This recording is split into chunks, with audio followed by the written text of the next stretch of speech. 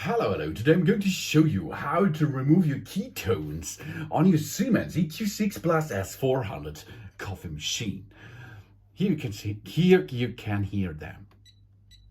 If you dislike that, oh, if it isn't too nasty for you, you can remove the tones. Easily use the menu button, then go down, go down, go down, go down, go down, go down, go down, go down, go down.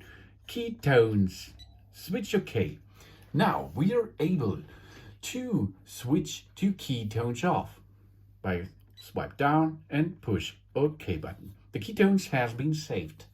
Now the ketones are removed and you can see it is so silent. Silent coffee appearance. Is this awesome? Yes, it is.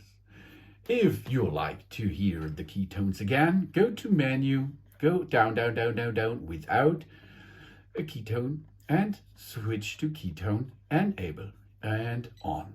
Now the ketones are back in action and here we are. That is how to remove and how to enable your ketones.